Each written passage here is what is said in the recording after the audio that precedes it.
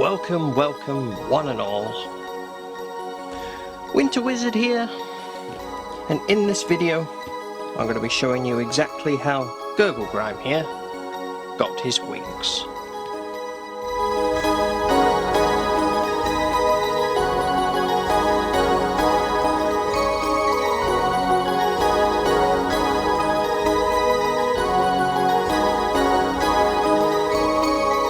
So thank you very much, whoever you are, for joining me today, and welcome to this little tutorial conversion video of mine for Fly Swarm Demon Wings. So I've got a model here. This is Gurglegrime, the spawn of Garglerot and drowned Demon Prince of Nurgle. That's right, he is a Demon Prince with wings, and I've taken a slightly different approach to how I wanted to portray the wings on this model. So I'll zoom in and I'll give you a good look at that and sort of explain myself a little bit.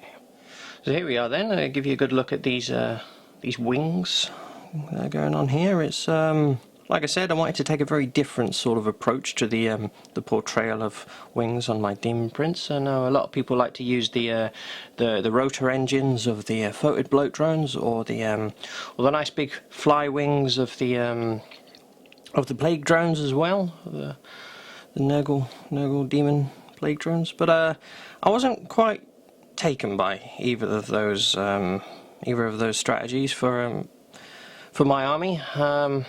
Not sure why, just wasn't feeling it. I wanted to do something a bit different, and so I came up with this idea here of a horde of swarm of little flies, and he's got all these chains wrapped around him and they're hooked into his flesh, and these flies, this swarm of flies, they're like bound to they're his minions, they're bound to his bidding, and they carry him around, and he hovers around and floats around on the battlefield by this little swarm that pick him up and drag him around by the chains, basically. Yeah, so I'm going to take you through the step-by-step process of how I've done this little conversion of mine. It's cold and lonely here in Winter Wizard's Frozen Fortress. It's about mid-afternoon. I've got a nice cup of tea over there, and Dimmu, my co-host and Norwegian troll, joins me as always. So this is going to be nice. It's going to be nice and relaxed. Just going to show you how I've done this little venture of mine, and we'll see what you think. So the first step, of course, was to choose a model that we wanted to use for a Demon Prince. They're a bit limited on Demon Prince models in the GW range, I think, and the standard one they do doesn't seem very Nurgly to me, and I'm really not a fan of the resin Nurgle Demon Prince model that they have either. So I wanted to find something different, something unique, something that would tie in with the deep sea nautical drowned plague theme that I've got for the rest of my army as well. So I was having a little look at on the Games Workshop website, and browsing through all the different models and stuff, and there's a few different options. Got Rot Spume. I did a little painting series for him. I was always thinking about maybe turning him into a Demon Prince, but he was a little bit small, and looked more like a Chaos Lord, really, rather than an actual Demon Prince. So I didn't settle for that. And Garglerot Deep, my Great Unclean model. He's the warlord of the Drowned Plague, and I've written some fluff and reasons as to why he's so big and bloated, but I didn't really want to have two of those on the board. I thought that would be really taking the mick. So something a bit more standard size, I thought. So the Games Workshop did that lovely little Rogue Trader box where they released the Gellerpox Infected, and they had these really cool little Plague Hulk models, and I was looking at them, and I saw this one here. That's where he comes from. He's a Gellerpox Infected Rogue Trader. And as soon as I saw all the tentacles, he's got the sort of hood on his head, which is resemblant of his papa, and the Rotigus sculpt, the Great Unclean one. And he's got all these tentacles here. He's all bloated. There's a little man inside him there as well. And I looked on the back. He's got all these barnacles and hooks, and even a wee fish there. So he was perfect. Like, there was just, it was like he was made to be a drowned Demon Prince of the Drowned Plague. So I tracked down this model on eBay, got a pretty nice deal on him, and once he arrived I realised that the base that he'd come with was only a 40mm base, and the standard Demon Prince size is a 60mm base. So I then bought one of those as well, so I got hold of so I've now got the model and the appropriate base size too. And then it was a case of coming up with the idea of how I wanted to do the wings. So I've talked about that briefly already. I didn't fancy the rotary engine theme, and I wasn't really keen on the big wings. I don't know why, I just didn't really think it would suit the rest of the army. So we came up with the idea after much meditating that a little swarm of small flies that could pick him up and drag him around would be a nice idea. And chains is something that I'd already used extensively on a lot of my demonic vehicles and things in my Death Guard army. So we thought we'll give that a go, see if we can make it work. So we'd come up with our idea, and nice and conveniently the Galapox infected came with these tiny little bases with these little fly swarms on them, and they're called eye stinger swarms. Charming stuff. And so when I was looking at the infected stuff, it all sort of fell together at the same time. Seeing this miniature and seeing the little swarms there, and I thought that would be perfect. So while I was on eBay, tracked down this model as well, bought myself a base, and I also tracked down the little eye stinger swarms being sold separately as well. So I bought all of those, and we were ready to go. So we had the eye stinger swarms, and we cut them off on the bases, and it was about trying to work out the best position for these flies. And there were 4 swarms. One of them I didn't want to use, but these 3 seemed to be quite nice. I quite liked the idea of using this big chunky one who's almost like morphed into his back on the top there, and these 2 on the side, they seem to work quite nicely. Just the positions and the shape of them, and it was about sort of trying to work out where the nice position would be, and I just got a bit of blue tack and stuck them on and played with them and manipulated them until I was nice and happy with the position, and I thought it looked pretty good. So I'll just show you the chains nice and quickly. So this is what it looks like. Buy it from eBay, there's bags of it, and it's very inexpensive really. So once we was happy with the sort of general position of the flies, we took a photo of it, and then we took the flies off, and what we did then, we started applying some chains, and I'll explain why in a minute.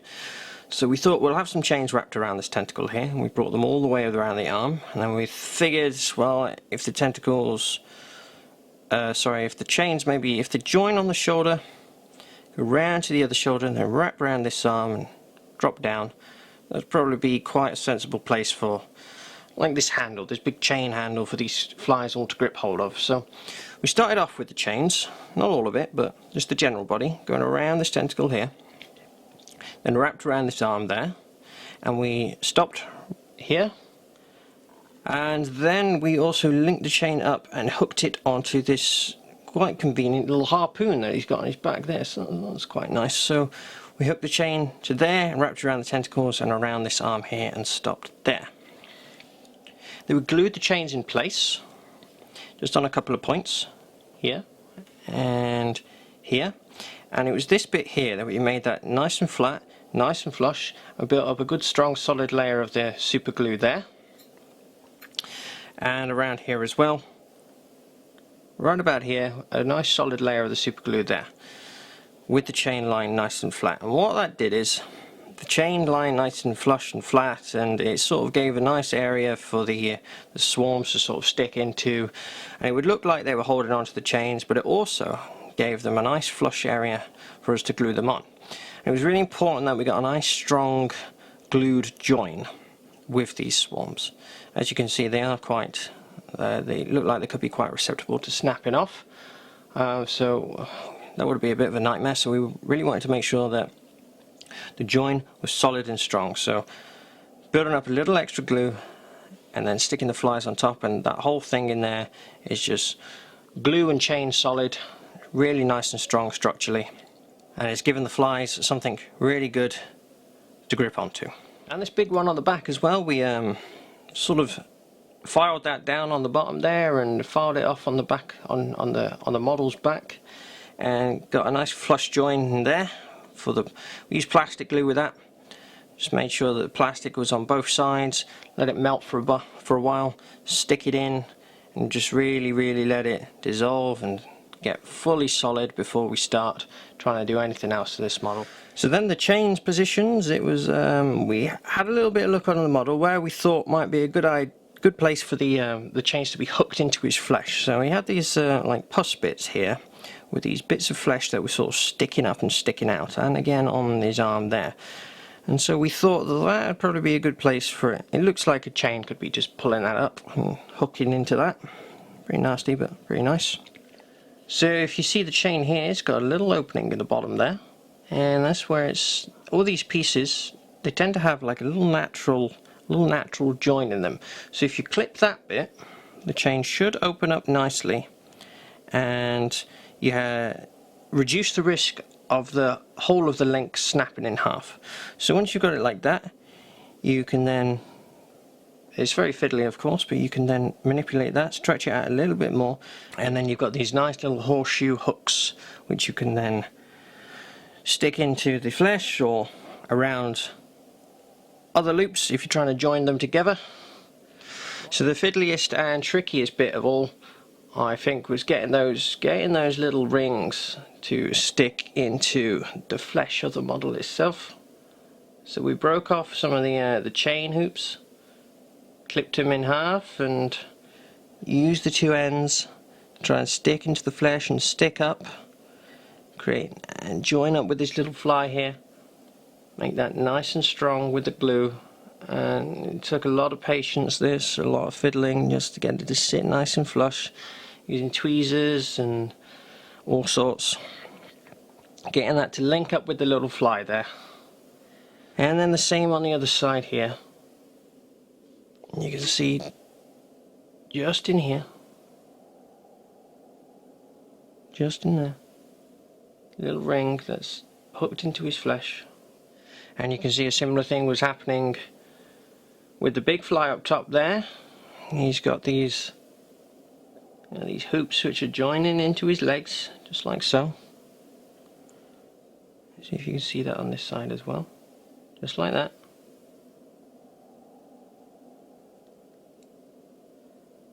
Just here.